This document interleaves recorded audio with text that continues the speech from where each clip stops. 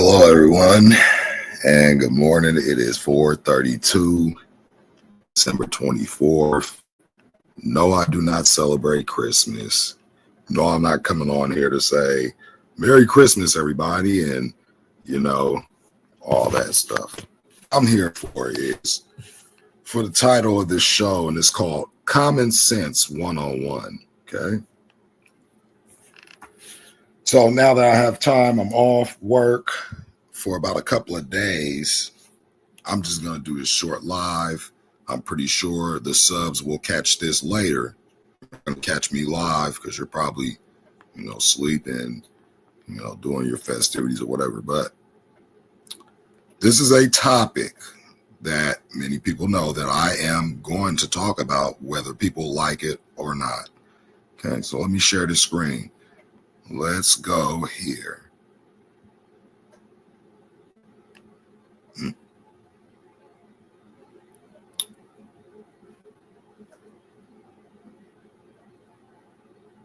No.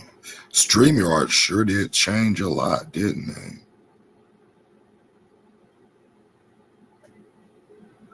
they? Okay, let's do this. It's here, right?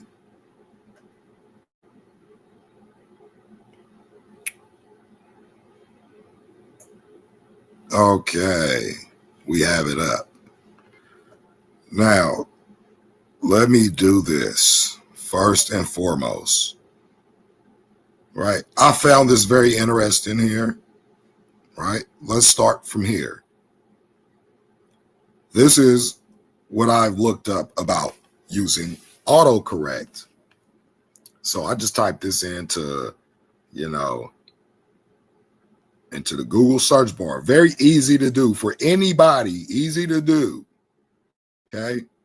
Man uses fisheye camera to view the horizon, then uses autocorrect in video editor. Okay. This is gonna make sense in a minute. So how the process works. Let's just skip to how the process works. Okay. Fisheye view of the horizon. Don't worry, we're going to get the meaning of the horizon in a minute, and we're going to get a picture and a video of a horizon without a fisheye lens. So it says here, a fisheye lens captures an ultra-wide view, field of view, distorts straight lines. Wait, let's highlight this. Let's zoom in and highlight this. So this right here, it captures an ultra-wide view. It captures an ultra-wide field of view, okay? And then it distorts straight lines, okay? Except those passing through the exact center of the frame. So it's going to be a straight line in the center of the frame, but off at the sides is going to, bend it, right? That's what a fisheye lens does at the edges of the corner, right? Making them appear curved. If the horizon is below the center of the frame, the edges will curve upwards in a smile shape. If it is above the center, it will curve downwards. Make a straight line look like a ball. Right?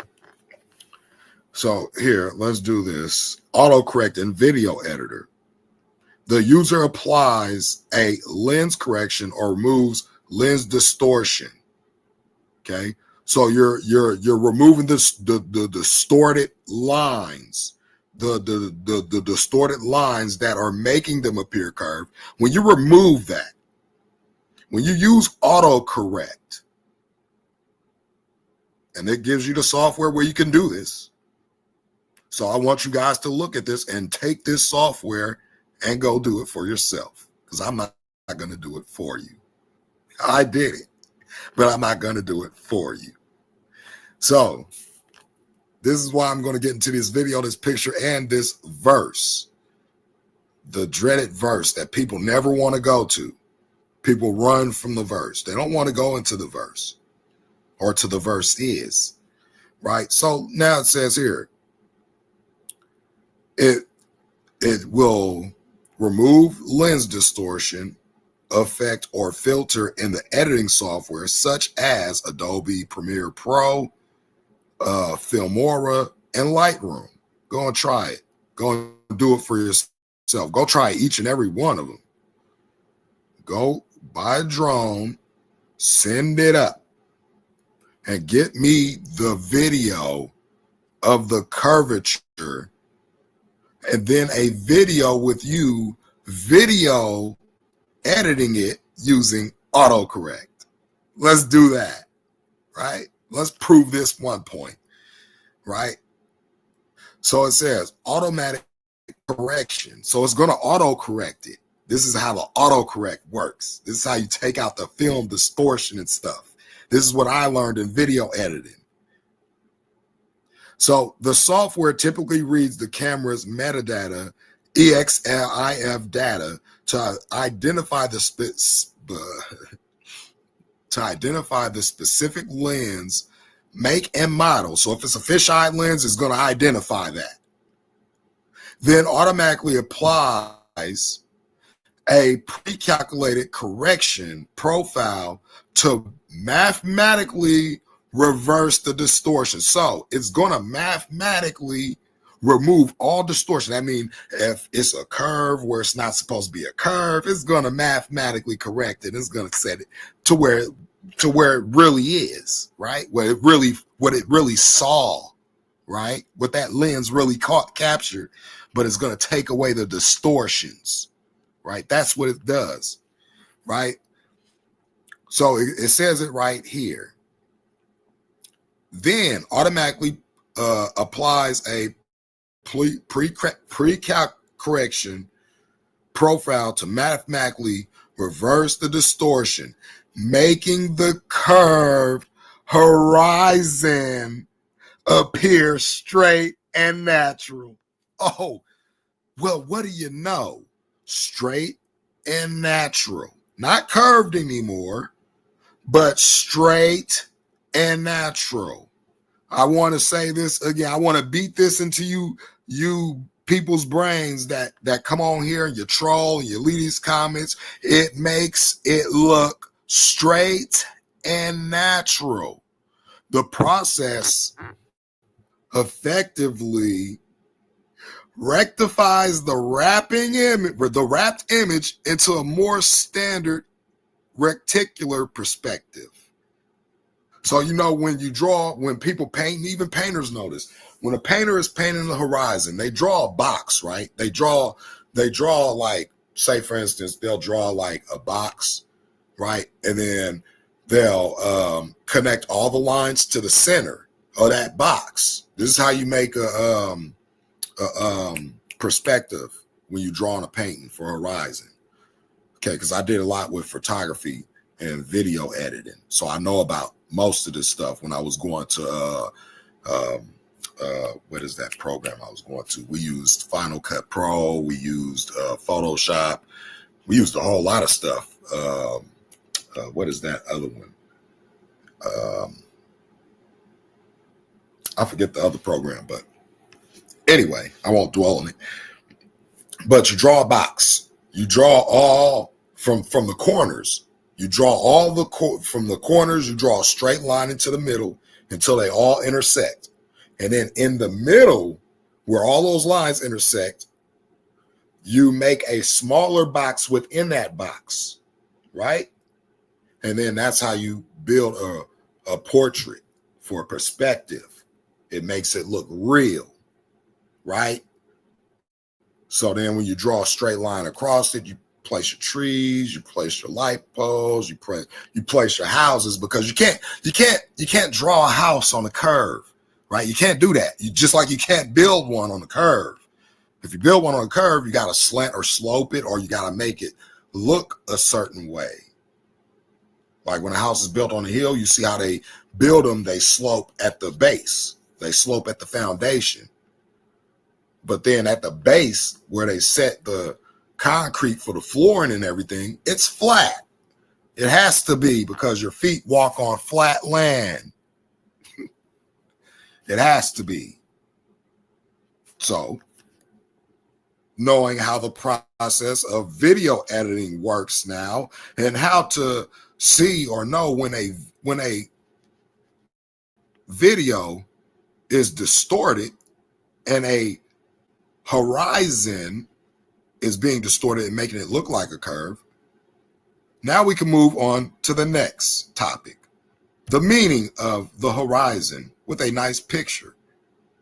Because see, they say a picture says 1,000 words, right? So you have two definitions here of horizon. One deals with geography. One deals with a person's mental state. Let's focus on the geographical definition of the horizon. Okay? And we'll get every word that's similar to horizon. And then we'll look at a nice photo of the horizon. Okay? Because people tend to not pay attention. It's like some people are brain dead. Let me go back into my chat real quick. Let me see here. Okay, no one, it's one person in here. But people tend to be brain dead. Okay? People tend to be brain dead. They can't comprehend simple things. Okay? The definition of the horizon in a geographical sense. The line, now remember what I just brought up about fisheye camera lenses distorting straight lines, okay? So, the line at which the Earth's surface and the sky appear to meet. Now, let's get some similar words here. Okay? So, skyline, range of view, field of view. Wait, didn't we see field of view somewhere? We seen field of view right here. Field of view right here. Field of view in the fisheye view of the horizon process of auto-correcting it and making the horizon appear straight and natural. Again, I have to beat this into some people's heads because, again, this is common sense 101. So if it says the line at which the Earth's surface and the sky appears to meet, and you go to images and you bring up images like this, right? The definition of the horizon, right? You bring up images like this. Horizon. You see how straight this water is? You see how straight this? Let me blow it up because some people are blind. There is no curvature in this photo here. You could go on 360-degree view. There is no curvature here. Okay. Now let's get a video. Let's get a video. And I don't know why I don't know how I got subbed to most of these channels, but you know, YouTube has done a lot since I've been off YouTube for a while. So I'm not going to, hold YouTube to anything. YouTube does what YouTube want to do.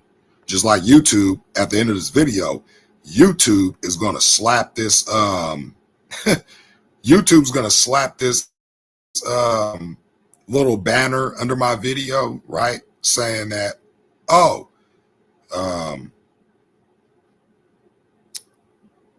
YouTube's going to slap this little video. While that's loading, let's just go here. Okay. Let's just go here. Okay. Let's get the Bible verse that everybody doesn't want to go into. When I bring it up, everybody want to bypass it. We're going to go into this one word in Hebrew. We're going to go into the definition. We're going to go into the words used. And we're going to go into what the Hebrews believed. Okay? Okay. So the Bible says, God said, let there be a firmament. Rakia, right? Let there be a firmament in the midst of the waters, and let it divide the waters from the waters. And this word for waters is, of course, Teon, right? Or Tahom. I believe it's pronounced Teon, though. Oh, this one is Ma'im. This one is Ma'im. I forgot. This was the one where I asked David, what kind of water, in the context of Genesis chapter 1, what kind of water out of all these did God put above the firmament? And I want to blow it up. This is why I asked David that, because you're gonna have to say water. You're gonna have to say water like drinking water, like he said in that one video, right, David? Because you didn't want to say God created urine above the firmament. You didn't want to say that, did you? Or violence and danger and transitory things, did you?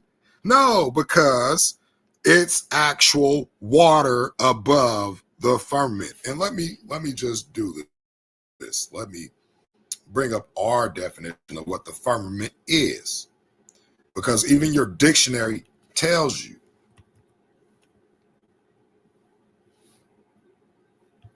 Firmament.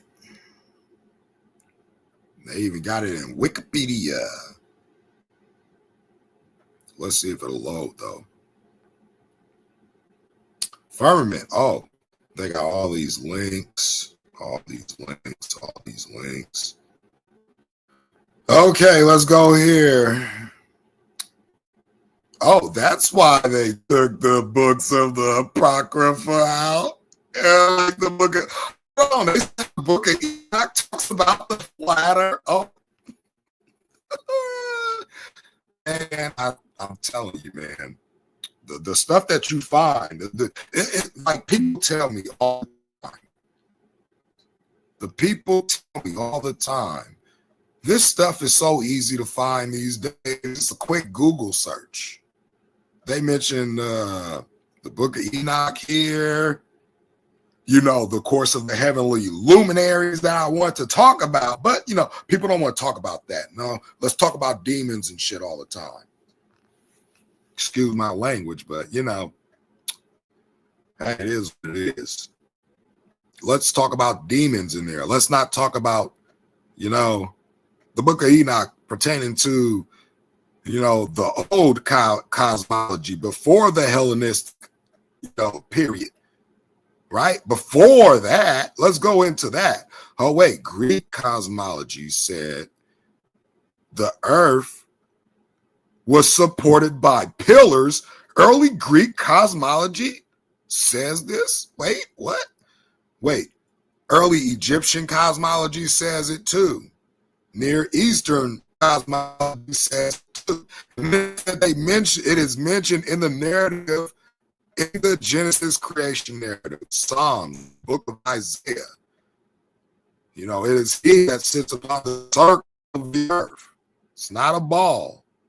It's a circle. They knew the difference between the circle and a ball. Okay, a circle is a two-dimensional drawing. You could draw a circle on a piece of paper. You could walk in a circle on flat land. Okay. So a circle doesn't necessarily mention that it's a ball. It's a circle.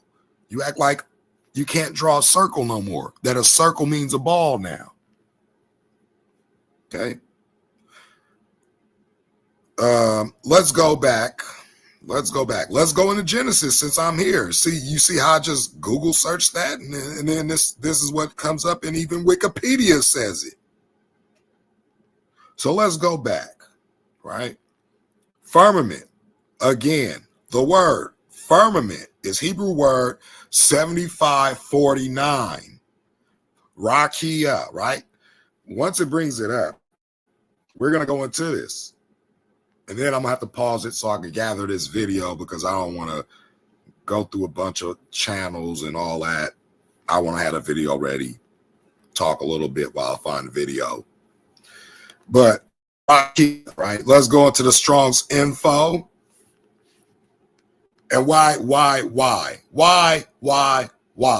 Okay, so in the Bible, it says that God set the firmament above the earth, right? We're going to get into that. It's going to explain all this in a minute, right? So it says the extended surface. Okay, so the firmament is an extended surface that's solid. That means you can touch it. That means you cannot go past the firmament into outer space, into distant galaxies, and all that nonsense they're telling you. It's lies. Are you going to believe the Bible, or are you going to believe what man tells you? It's very simple. The solid expanse is the firmament. The firmament is the sky. Let's start with Common Sense 101. The expanse, flat as base. The earth is flat as the base to support it. The firmament is the vault of heaven supporting waters above. Considered by Hebrews as solid and supported waters above. This is what they believed back then. So if you're saying I'm wrong, you're saying Enoch's wrong, Abraham's wrong, Isaac's wrong, Jacob's wrong, Judah's wrong, King Solomon, King David. I mean, can I go down the line? Samuel. Oh, Samuel talk about something that happened in Jared about dealing with this event that happened where the earth, not the earth, God made the sun and the moon stand still in the sky for a whole day. That none of them went down. But if the earth is rotating, or is it that what Enoch said, that the sun and the moon move through their own courses in their own seasons, and each switches in and out according to the seasons? When we're in winter, you'll know that the sun is a little bit out in the horizon. When it's summer, you'll notice that it's high, way high above, just like Enoch said. Just like he said. He was the first person to get the visions and the prophet. He was the first prophet. Why do you think the Most High took him up without seeing death? Genesis chapter 5. Right? So let's stop here. Wait. There's more. The expanse, properly.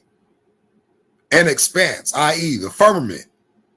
Apparently, visible arc of the sky. So the sky is in the arcing form, like a dome above the flat surface that supports it. The earth supports the firmament. Then you see this in Ezekiel, Job 37:18, Genesis 1:14, where it describes God putting the sun, stars, and the moon inside the firmament, not outside in outer space, inside with us in the firmament to give light upon the earth, not billions of miles away in the firmament.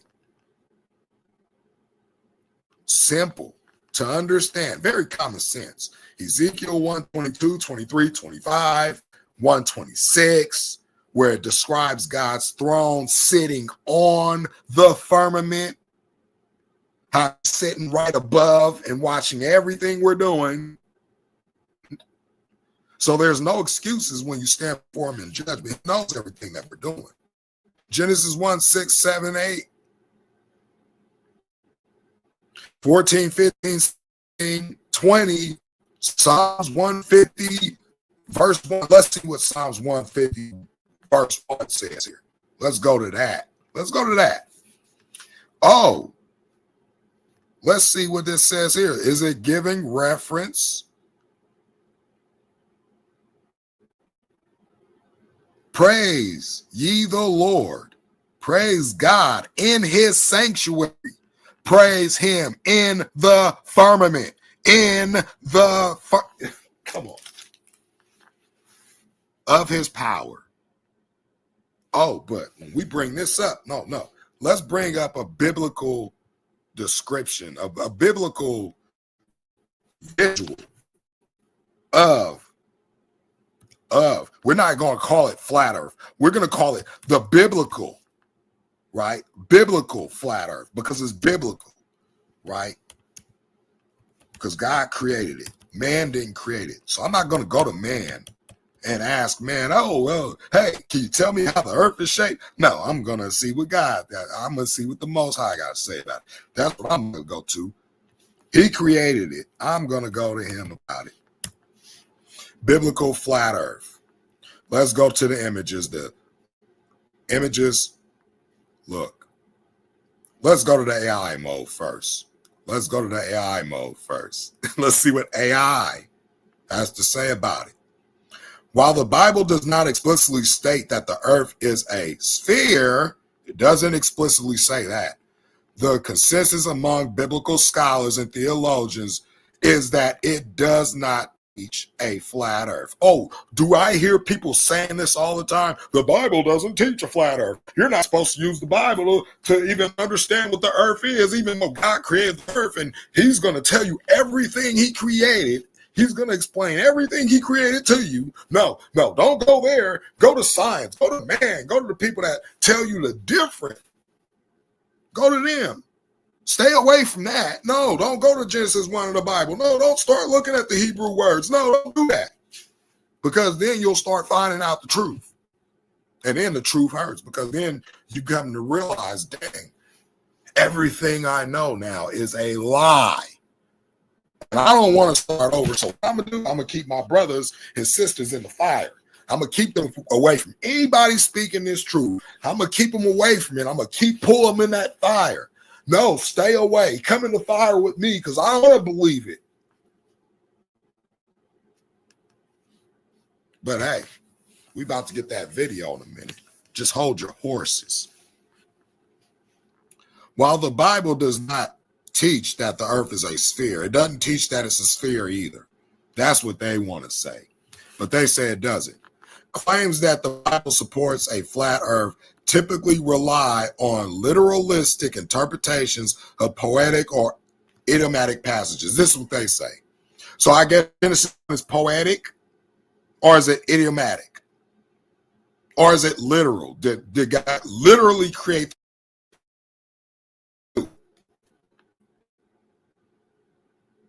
This is why I don't listen. They say it's, this is why, look. They say, they try and explain away the Isaiah 40:22. They try and explain away the Revelation. They try and explain away the firmament, right? This is what they're doing. I just read to you what the translations say. They try and explain away the pillars mentioned in Psalms. No, that's not literal. That's poetic. I mean, let's see. What could I poetically think of that a pillar would represent poetically? Let's see. Wow,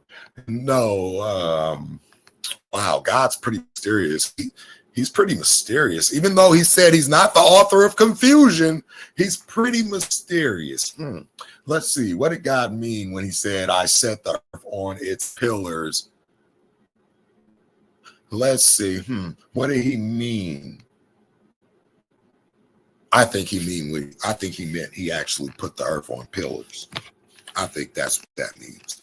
They try and explain away Samuel. You know that verse that I talked about with the pillars, where it mentions the pillars of the earth.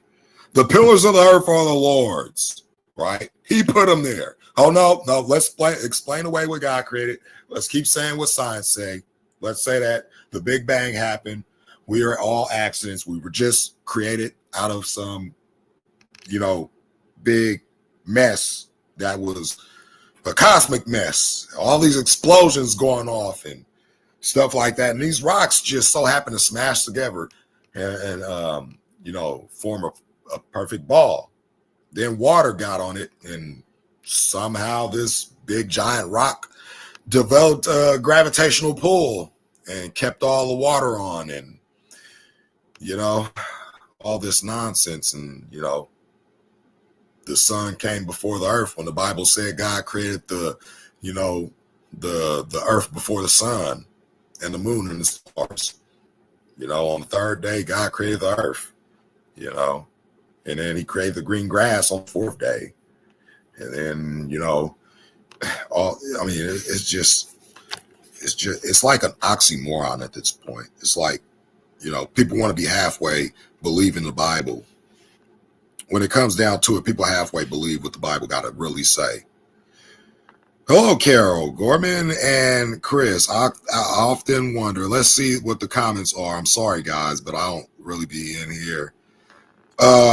Let's see. I often wonder, are we locked out of New Jerusalem in the northern, in the north, northern lights come from? To be honest, the Bible says that the north is where God dwells. And when you go into the book of Ezekiel, where it's describing well, it's in various places. You go into Daniel. You go to Daniel, where it describes God. I think it's in Daniel chapter 7. But I mean, there is also the colors. When you talk about the northern lights, right? Think about it. The northern lights consist of emerald color, ruby colored, and all like that. I would say that the north is, you know, that's where the presence of God is. But now this is me speculating. This ain't me saying this is a fact. Okay, I speculate that the northern lights will be the colors coming off his throne, sitting above. That's the only thing you know how when he put his rainbow in the sky in Genesis after the flood, he said, I'll put my bow in the sky and this will be my covenant with you forever, that he wasn't going to flood the earth again, you know, stuff like that. But let me stop sharing the screen real quick. How do okay. I guess I removed it. All right. Let me stop sharing that. That's why that's why I got this picture up. Truth is truth. Even if nobody believes it, a lie is still a lie, even if everybody believes it. And then you got these people that believe these lies walking off a cliff. You know, you try and say, hey, you know, I'm like the guy in the back saying, hey, you're about to walk off a cliff. And they're like, no, I'm not going to walk off a cliff. I'm surely not going to walk off a cliff here. Right? And then poof, they fall down the cliff. But let me get this video up, and you guys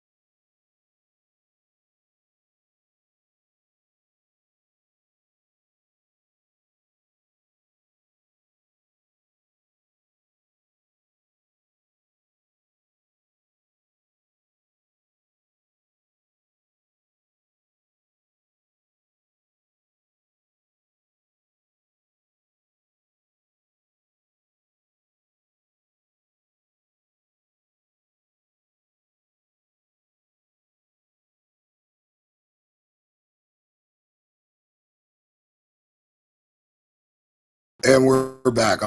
I'm sorry, guys. This happens a lot when I'm on here. When I get to talk about this topic or any other topic for that matter, my connection goes wacky. I get kicked out. I get put in the back, and I got to come back and rejoin my own stream. But anyway, I got the video right here. Okay, so video evidence, right? Video evidence. Okay. Once again, this video no one has been able to say this video was fake or anything. No one's been able to refute the video. Okay. So I want somebody to please tell me why, how is it that this guy sends up this camera here and takes this video with a 100% clear view of the entire Earth. Okay, this is around the altitude where NASA usually be. If you actually look at this video, at the exact altitude where the ISS and all that other crap up there is. Now, first thing you have to ask is, where are all the stars? This is close to the edge of space. Right, when we go to that dude where Felix, whatever that guy name is, he jumped out the little capsule thing, so allegedly from the edge of space, but he was up in the firmament. He was up close to the firmament, almost where he jumped. This is the same altitude here, right? We know Felix Gumbarner, or whatever his last name was. It was some goofy name. But we know Felix was using a fisheye camera lens. That's why I went into that in the beginning, right? And then I went into how they can distort straight lines. Then we went into the definition of what the horizon is. The line where the Earth in the sky, the Earth surface and the sky appears to meet. That's what the definition of the horizon is. This is it right here, right? So when we look at this video, this is a 360-degree view. There is no curvature at all. None to be found at all. It goes for miles and miles and miles without any curvature. This is using a non-fisheye camera lens, or this person used the fisheye camera lens and show us the auto-corrected video where there is no curvature to the Earth. There's none to be seen at all. The Earth is not spinning. It's not moving. Just like God said, I set the earth on its foundations that it shall not be moved. It doesn't go through space. It's not spinning. It's not moving. Even in NASA's video. But then they'll say, oh, wait, the camera is, in the Earth's rotation with it, so it's moving with the Earth, so therefore you can't see the rotation of the Earth. Garbage, because you see this going, and then the sun isn't that far away. The sun's not that far away. So there's all the lies destroyed in one video. This is years and years of what they lied about. Why? Because they don't want people to know the biblical truth, that the Earth is flat. God's throne sits directly above us.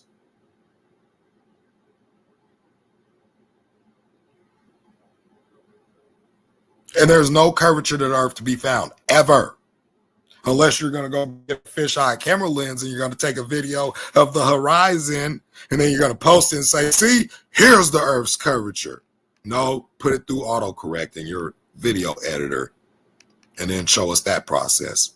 Show us your editing process. That's what I would like to see.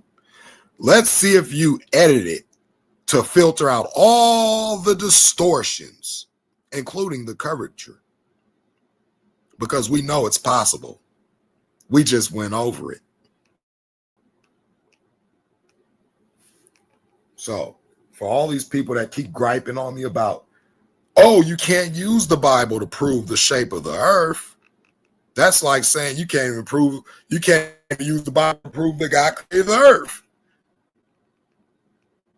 It's nonsense.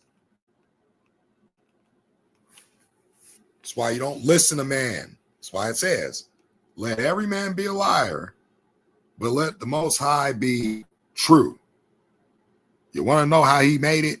You go to him, not anybody else. That's how this works. You say you believe the Most High, you got to believe everything he says, not just parts that we want to believe.